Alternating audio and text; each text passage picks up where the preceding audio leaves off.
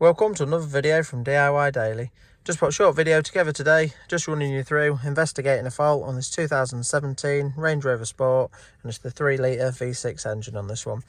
Now the fault that we're having, basically it's going into limp mode sometimes. We've got the restricted performance message coming up, we've got the engine light coming on. It tends to do it, sometimes if you stop it and restart it, the fault will clear, but when you're boosting it or you're loading it up a hill, it'll pick up the restricted performance message and knock it into limp mode.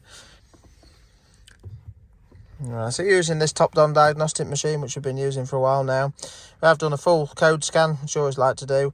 Now we have got a few faults in some of the different ECUs, but the main ones that we're concerned about is the faults that we've got in the engine control module. And if we go into there, you can see we've got P2279 intake air system leak and P006A manifold absolute pressure, basically a correlation fault. Now that's it's picking up an issue between the airflow and the manifold pressure, so it thinks there's an issue there, which is normally a sign of an air leak as well. Now I'll list some of the codes, I'll just relay them above the over the screen in a minute when I edit the video. But basically we've never actually had this intake leak fault code in it. The last few times we've had a look at it, we've been looking at this for a little while to find the fault, but it's had some different fault codes in there, and I'll just put them over the top of the screen. It's just you might have some other fault codes come up which relate to this same fault, but this intake system leak does give us a bit more clear indication to what the fault has actually turned out to be. So but we'll just get under the bonnet now. I'll just show you how we found the fault and what it is. Right, it's just coming under the bonnet of this one.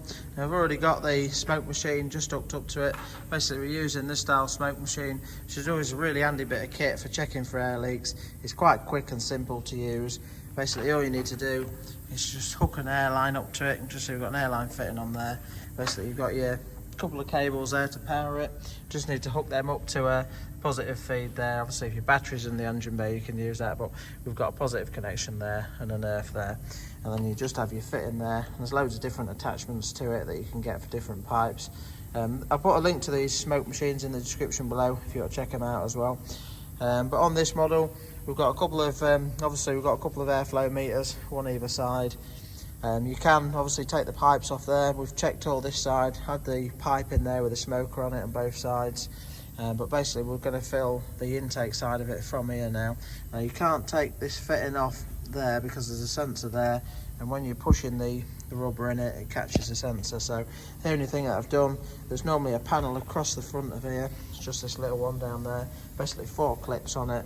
You can take the clips off and then you can get your bung nicely in this sensor there. But I'll just show you what it does. We just turn the smoke machine on, just press the button there, just give it a minute to start working. And basically it just fills the intake system up with smoke. It does pressurise it as well. You've got a little pressure gauge on there, so as it's filling it up, if it's a sealed system, you'll see the pressure build up on the gauge. You just see it starting to come through now. I'll just bung that up.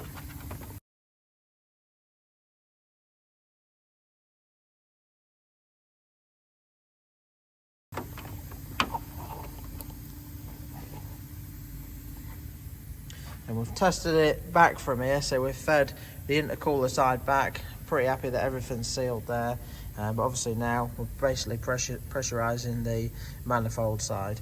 So just give that a minute just to get some pressure in there, get a bit of smoke in there, and then show you where we found the fault on this one. But yeah, a really handy bit of kit, these smoke machines, for fault finding. Right, so I've had the smoke machine on for a few minutes now, starting to build up a little bit of pressure there. And you can just see, obviously you've got your main centrepiece here, and it splits off to your 2 manifolds. You can just see we've got the smoke all coming out from around this side there. I'm just lifting that cover up, again you can see it all coming out. It's quite a common issue, these manifolds. Another little bit of a telltale sign, if you can't get the smoke to come out, you can see a bit of oil spray just coming up there as well. So now I have smoke tested this one before, I couldn't actually get anything out. It's best to do it when the engine's hot. The manifold, sometimes the crack will be a bit more sort of open and it will release it a bit better. Or you can get different testers that put a little bit more pressure in there as well, which again make it a little bit easier to find. I haven't I'm not doing the full replacement on this video as I'm not fitting this one. I just thought I'd put it together showing you what the fault is. I'll just show you the new part that we've got. Basically we've got a new full genuine manifold from Land Rover. I'll put links to where you can get them from in the description below and the part number as well. But basically it comes, the only thing you need to get with it is a couple of, well, you want 3 injector seals. It's just the injectors sit through it, so you need to take the injectors out to replace it. But everything else comes with a new seal on the bottom of it. So, but yeah, as you can see, it's quite a big unit. It's not too bad a job to do, but there is definitely quite a lot to strip down.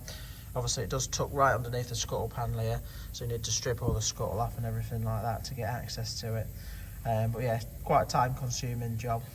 But I just thought I'd put the video together, just showing you running through diagnosing it. And if anyone else had them fault codes, it might just point you in the right direction, that's all. So, but yeah, hope you liked the video. If you did, give it a quick thumbs up and subscribe to the channel. Thanks for watching, and we'll see you next time.